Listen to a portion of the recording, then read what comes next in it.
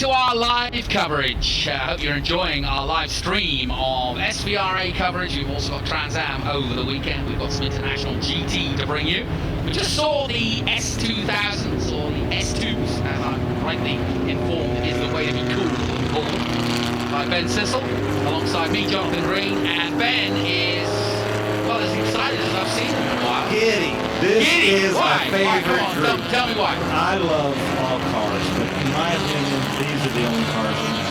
The small bore British cars, the German cars. I just love these little European sports cars. Kind of where racing came from. You know, these were the Mazda Miatas back in the day. Yeah, they were.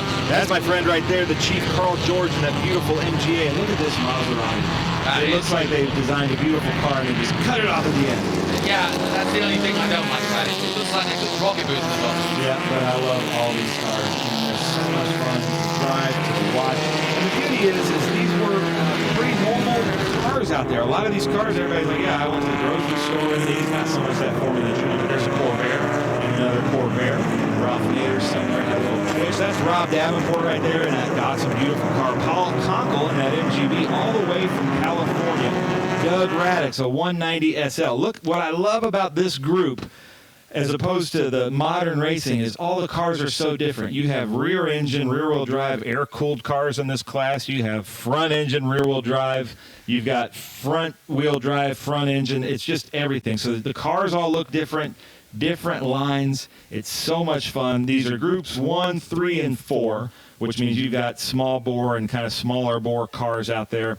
But it's really good racing, and these guys are doing it just for the love of racing and the love of these cars. Well, now I've seen the Jaguar XK 150 out there. This is my favorite class too, because I can only think of the likes of Sterling Moss and many of the greats hooning around Le Mans and Mille, and all the great racers back in the day.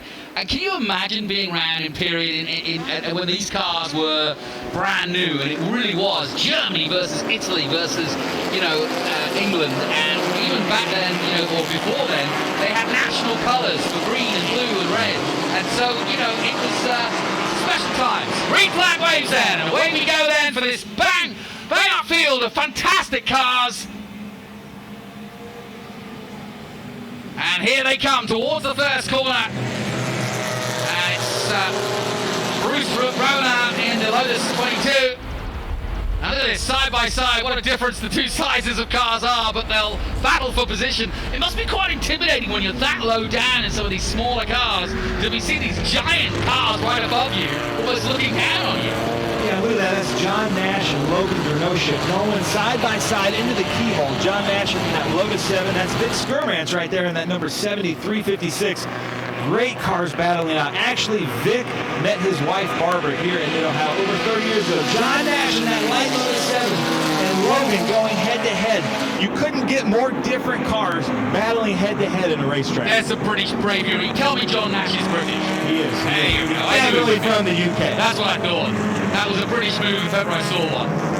Fantastic stuff. There he goes, leading the way in the number 7. Got the 57 right there with him of Logan Dernoshik. Is that the right way to pronounce it? I think it's Dernoshik. And the cool story about him, that's a real Yanko Stinger. And his dad, Warren, worked at the Yanko shop and built that car back in the day. Look at them side by side through the right-hander.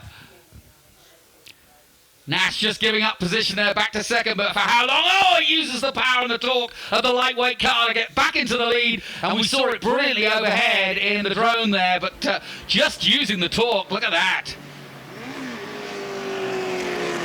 They are side by side the whole lap. Almost. Oh, this is excellent. Into the last complex they come, and past our commentary position, and a beautiful sight as John Nash leads them across the line.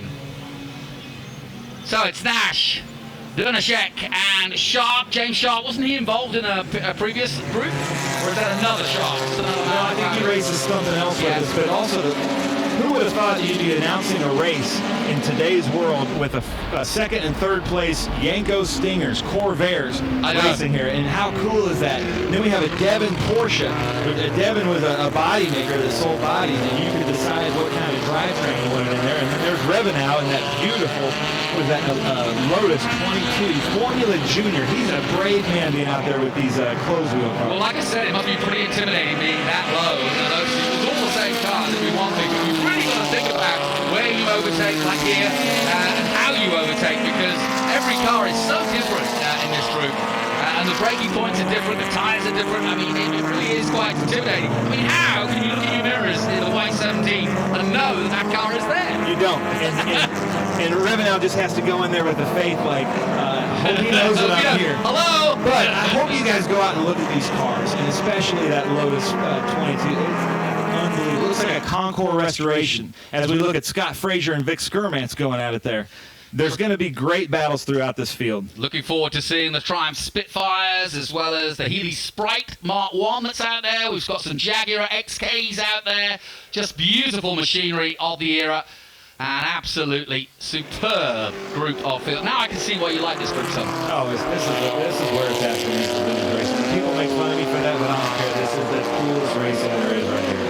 And you were saying a lot of these guys from Nashville, Tennessee, music folk, and obviously, well, everybody in Nashville and Austin is a music folk, aren't they? Yeah, but these are the guys that got me into racing. And because I like this group so much, I hang out with all these guys all the time. But I want to really point out that Datsun that's coming up here, right down the line right there, that is really standing out because it looks so odd. But that's Rob Davenport, and I think that was his dad's race car. There's a lot of provenance with that car, as is all these. You really need to look at the preparation of these. There's so much pride in these cars that they put so much time and effort. There's fluid coming out of the Nash machine in the back. There is, and he backed into a wall earlier on in the week, and he thought he might have punctured his fuel cell, but he didn't think so. But maybe that's his, we hope that that's his vent. I think that's his vent coming out. There's a lot of G's around that corner. All right, well, we'll soon find out. But John Nash leading the way, and he's got a clear lead now, John Nash. And look, you see the fluid? Yeah. John Nash is our champion in Group 3. He races almost every race. It's odd not to see he and his wife at one of our races, and they have so much fun. He actually has almost an identical Group 8 car. So he races a Group 8 and a Group 3 Lotus 7 with us. So we've had a full day of racing. We started early this morning, and we've had every group on display, as well as, I would say, probably the race of the day, the TA race, 100 miles of pure adrenaline and fun, because it was just wet, it was dry, it was wet, it was dry. It started to dry even more, the time would go off, and Ernie Francis came from 5th all the way to win. So right there, lap traffic, as John Nash tries to pass that MG Little People.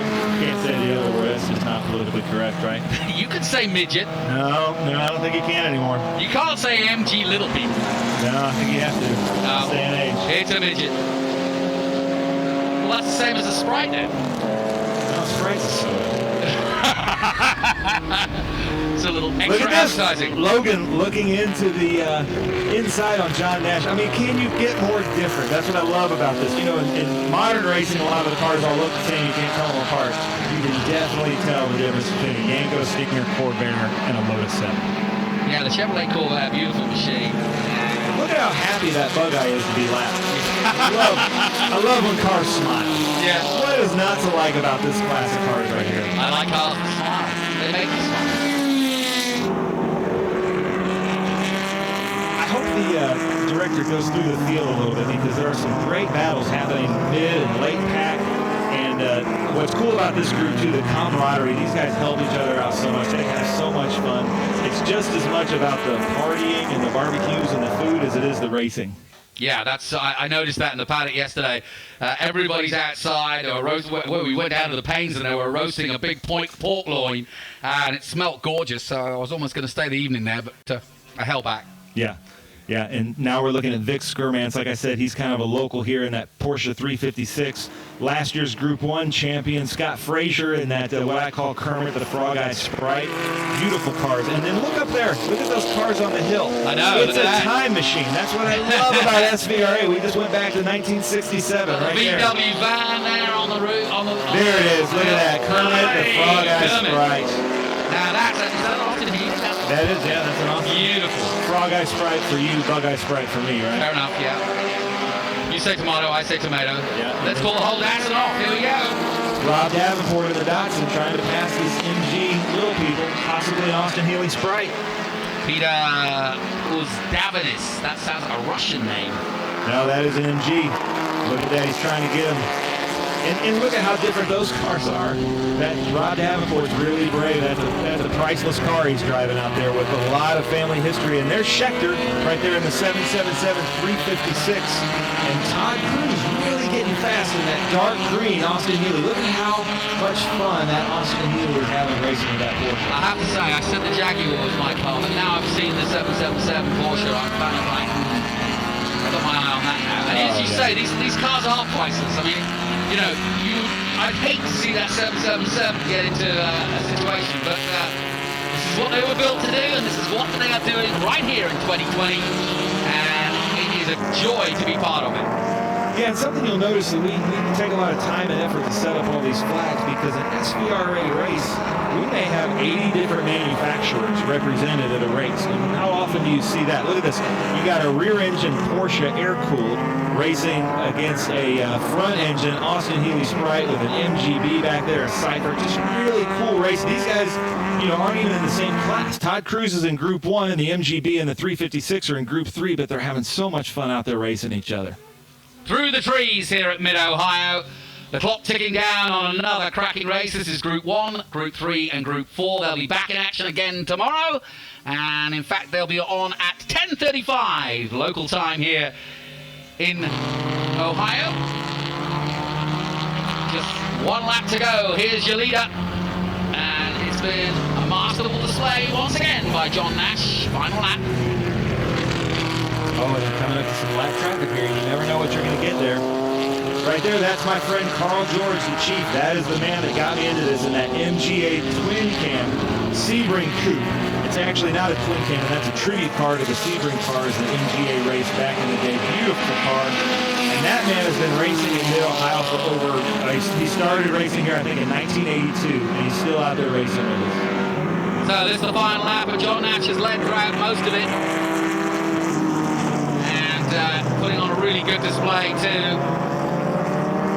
as he takes the Lotus Super 7. I think Logan's looking at him. He is having a look, isn't he? Logan wants to win this race. He's got the power. He's got the power on him. Logan going for it. Here we go. You can see from overhead. These are two really good drivers that respect each other. They're going to give each other room. I'm sure John Nash is scared to death because I bet that looks like a house behind him. Yeah. Well, it's back to the glory days of America versus the UK when it comes to cars, as the Corvair trying everything it can to stay on pace with the Lotus Super 7, but I think it's going to be Nash. As we come down to the final corner, and yes, still the fluid pours out the back, but it's the 7 in the Super 7 who takes the win here at Mid-Ohio and waves to the crowd as he comes underneath the bridge. Great racing, good fun, and a good display. Beautiful cars.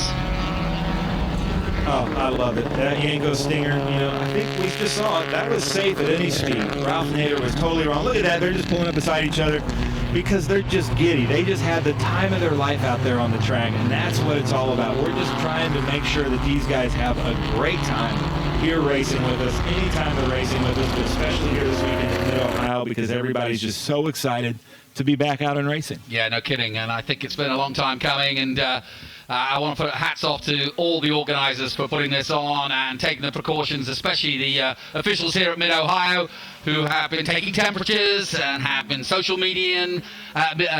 distancing, and putting up the signs and making sure that everybody's got the right wristband on so they know they've been checked. And so it's a very careful procedure and making it safe to go racing here this weekend, and delighted to be here, absolutely.